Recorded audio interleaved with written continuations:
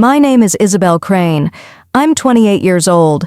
I wasn't the favorite, just the dependable one. The quiet daughter who fixed things so no one else had to. 3 months ago, I spent every ounce of my time and savings planning my little sister Lila's sweet 16. I booked a restaurant by the river, decorated the room myself, even made a photo album of our childhood, the backyard laughter, the messy cookie nights, the way Mom used to smile before everything changed. I thought it would be a night to remember, a small way to remind my family that I still mattered. When the clock struck 6, I was already there, candles flickering, soft jazz floating through the empty room. 6:30. Still no one. Then my phone buzzed. "Dad." I smiled, thinking they were on their way. "Izzy," he said, his voice distant. "Don't wait up. We're in Paris. We just wanted to keep you busy." There was laughter in the background, Lila's laughter. And in that moment, something inside me stopped. The air left my lungs. The music kept playing, but the world had gone silent. If you've ever given everything to the people you love, only to realize they never planned to show up for you, hit like, "So I know I'm not the only one." And if you've ever had to rebuild yourself after being left behind by your own family, subscribe. Because what happened after that night changed everything I believed about love, loyalty, and home. I looked around the restaurant, the table set for 12, the empty chairs gleaming under the soft lights. 3 months of love, work, and faith, all reduced to silence. The waiter approached gently. "Will your guests be arriving soon, ma'am?" I couldn't even find the words. I just smiled faintly and said, "No, they already have what they came for." I left the album on the table, unopened, wrapped in pink tissue paper, and stepped into the night air. The city lights blurred through tears I refused to let fall. That was the night I learned something most people spend their whole lives avoiding, that sometimes the people who share your blood can still make you feel like a stranger in your own family. And that realization was only the beginning. After that night, I couldn't stop replaying everything that had led me there, every thank you that was never said, every small favor that quietly became my duty. I'd been paying my family's bills since I was 22. Mom said she was between jobs, Dad's hours got cut, and Lila needed new clothes for school. I told myself it was temporary, just until things got better, but things never got better. I worked full-time at an accounting firm downtown. The pay wasn't great, but I took every extra shift, every side project. I skipped vacations, skipped birthdays of my own. My coworkers used to joke, "You must really love your family." I did. That was the problem. Every 2 weeks I transferred money into my parents' account, the mortgage, the utilities, the grocery card. When my car broke down, Dad said, "You'll manage. You're good with numbers." When Mom wanted a new washing machine, I said yes, before she even finished asking. And when Lila mentioned her classmates going to Paris for spring break, I worked overtime to cover her plane ticket. She said thank you, in a text with a heart emoji. I still have it. I didn't realize that love had quietly turned into servitude. At night I'd open my laptop and look at the photography courses I used to dream about. Portraits, landscapes, colors that told stories. I'd close the tab each time, whispering, "Maybe next year." That next year turned into 6. My mother used to call me the reliable one. But reliability has a way of turning you invisible. People stop checking if you're okay. They just assume you'll keep holding the weight. Still, I told myself it was worth it, that all the sacrifice meant something. I thought, if I give enough, they'll see me. But instead, they learned they could take more. A month before Lila's birthday, Dad called me from the living room, voice calm but firm. "You'll handle the sweet 16, won't you?" "You've got such a knack for planning," I wanted to say no, but instead I smiled and nodded. Because saying no in my family always came with guilt. Mom would sigh. "After all we've done for you." And I'd give in, like always. I planned everything while juggling tax season, spreadsheets at work, Spreadsheets at home. I'd sit under the hum of fluorescent lights at midnight, sorting receipts for clients, then switch tabs to party budgets. There were moments I'd catch my reflection in the screen and barely recognize the woman staring back. Tired eyes, quiet resignation, the faint glow of a dream she'd stopped chasing.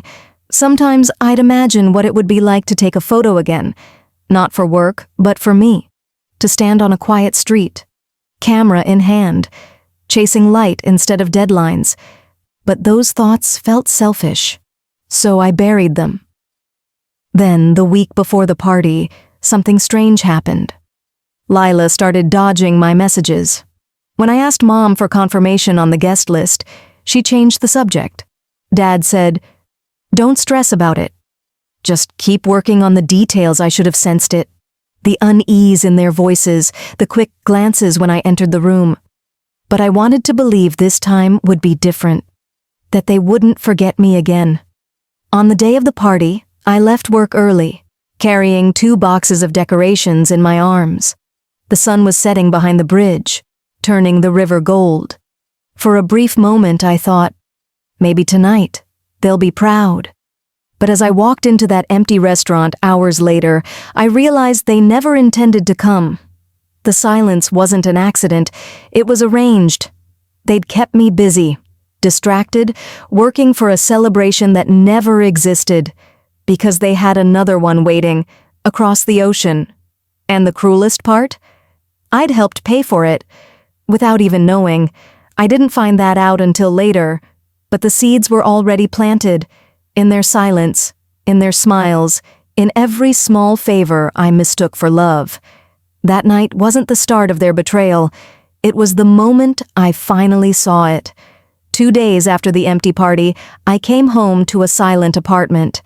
The candles from that night still sat in a box by the door, the scrapbook half open on the couch. I thought the silence would help me heal. Instead, it made every echo sound like their laughter from Paris. I told myself to move on. But moving on doesn't come easy when you've built your whole life around being needed. A few days later, I was sorting through my bank statements, a small, practical ritual that helped me feel in control. But something was off. The balance in my savings account was lower than I remembered. I scrolled further down, line by line, until my stomach dropped. 2 international flight charges, a hotel booking, in Paris, all from my account. At first I thought it was fraud. I called the bank, ready to dispute it. The woman on the line checked, then said gently, "These charges were made by an authorized joint holder, a Mr. Robert Crane." My father. The words blurred on the screen. I sat there, frozen, as the realization settled like a stone in my chest. They hadn't just left me behind, they'd used my money to do it. The betrayal felt different this time, colder, more deliberate. They'd wanted me to stay quiet, to stay useful, to keep believing that giving was love, that duty was affection. And when I'd outlived my purpose, when they didn't need me for that one perfect night, they'd taken what was left. I remember whispering, "You didn't just steal my savings. You stole my years." For hours, I just sat there, staring at the laptop screen, until the numbers blurred. Then, almost on cue, my phone buzzed. A message from my best friend, Tara Bennett, the only person who'd ever seen past the calm face I wore. "Izzy, I saw your photos online from the restaurant. You deserve so much more. There's a photography course in Portland. Starts next month? Don't think. Just go." I stared at that text for a long time. It felt like a hand reaching through the fog. I opened the link she sent, a 2-month intensive course in visual storytelling at the Portland School of Art, tuition, $1,500. The images on the website took my breath away, city lights reflected on wet streets, strangers mid-laughter, bridges stretching into mist. Each photo felt alive, as if they carried the pieces of me I'd buried for years.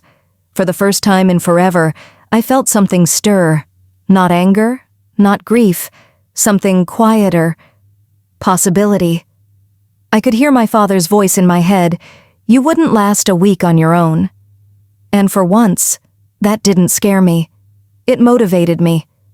I opened a notebook and started writing numbers, dates, plans. If I sold my furniture and used what little was left in my checking account, I could afford the ticket and 1 month's rent. I could make it work. I'd always been practical, responsible. This time, I'd be responsible for me. That night, I drafted 2 emails, one to my landlord giving notice and one to my boss resigning. I didn't give long explanations, just, I'm leaving for something that finally feels right.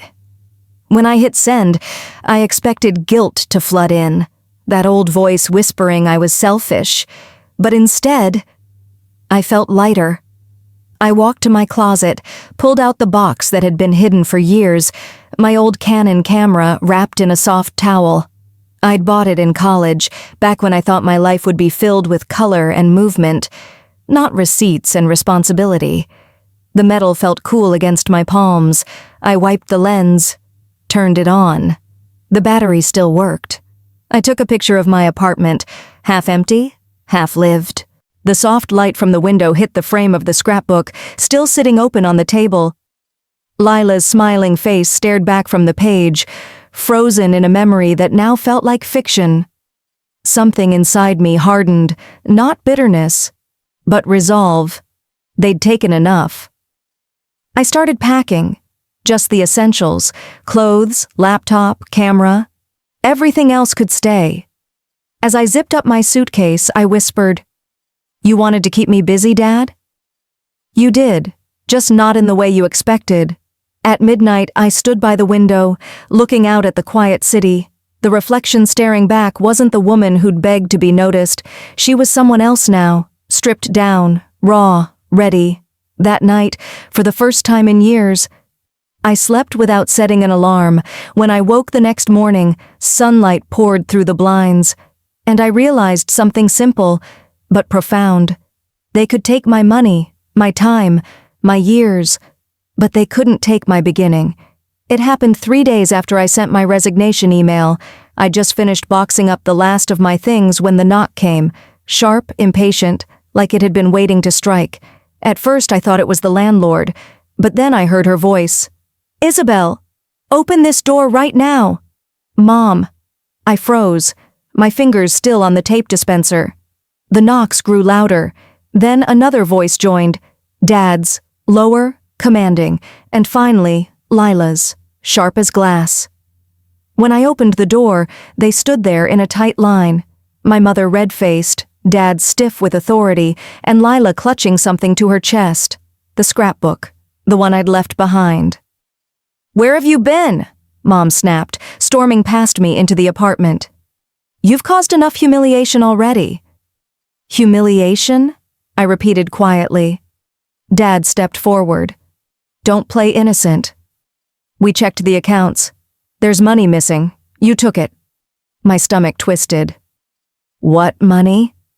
"The family savings," Mom said, her voice trembling but her eyes blazing. "You withdrew it and ran off to fund your little photography fantasy." Lila rolled her eyes. "You're jealous, Isabel. You couldn't stand that I got to go to Paris, so now you're trying to make us look bad." I stared at her, my baby sister, the girl whose first camera I'd bought, whose college applications I'd paid for, and all I saw was someone who had learned exactly how to manipulate, just like them. "You think I stole from you?" I said softly. Dad crossed his arms. "We've already called the police." "They'll be here soon." For a moment, the world tilted, not from fear, but disbelief. They had lied, taken my money, abandoned me, and now they wanted to destroy what little dignity I had left. I didn't yell, I didn't cry. I simply said, "Then I'll wait." The officers arrived 20 minutes later, 2 of them, calm, professional. My parents rushed to speak first, waving printouts of their statements. I waited until they were done, then handed over my own. "These," I said, my voice steady, "are my bank records. Every bill, every transfer, all from my account to theirs. And here," I flipped through the folder, "are the charges for the restaurant, the decorations, the band, all paid under my name. As for those Paris flights," I paused, looking at Dad. They came from the joint account I opened years ago, the one you still had access to. The officer, a woman with kind eyes, studied the papers. "It checks out," she said finally. "There's no theft here. In fact, it looks like Ms. Crane has been financially supporting this household for years." The silence that followed was suffocating. Mom's lips parted, searching for words that wouldn't come. Dad's jaw tightened, his confidence draining. Lila looked away, her cheeks burning. "You made a false report," the officer continued quietly. "Be careful with that in the future." And then they were gone. The officers, the accusations, the last shred of their control. When the door closed, Mom's tone shifted. "Isabel," she said softly, "let's not end things like this." We were upset. "You know how families fight," I turned to face her. "Families fight, yes, but families don't steal.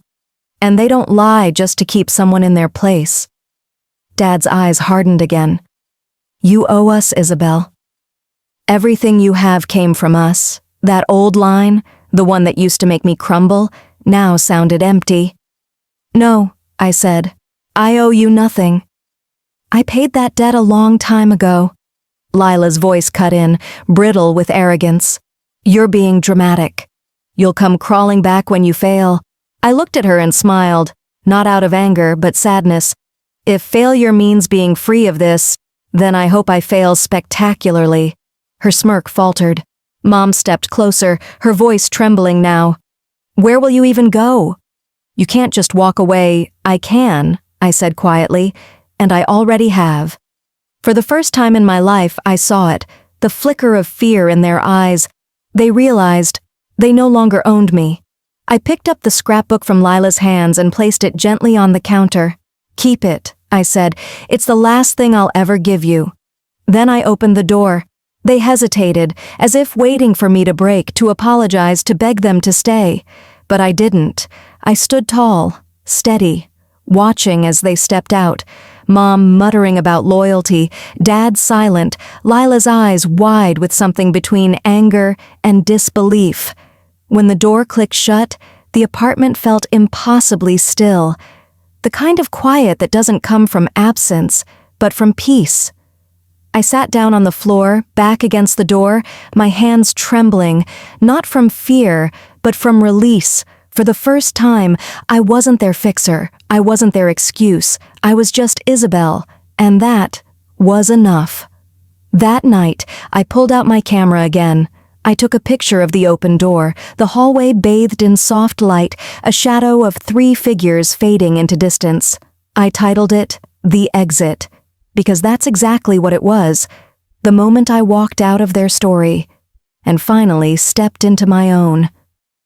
The morning after they left, the sunlight in my apartment felt different, softer, freer, as if it too had been waiting for me to let them go.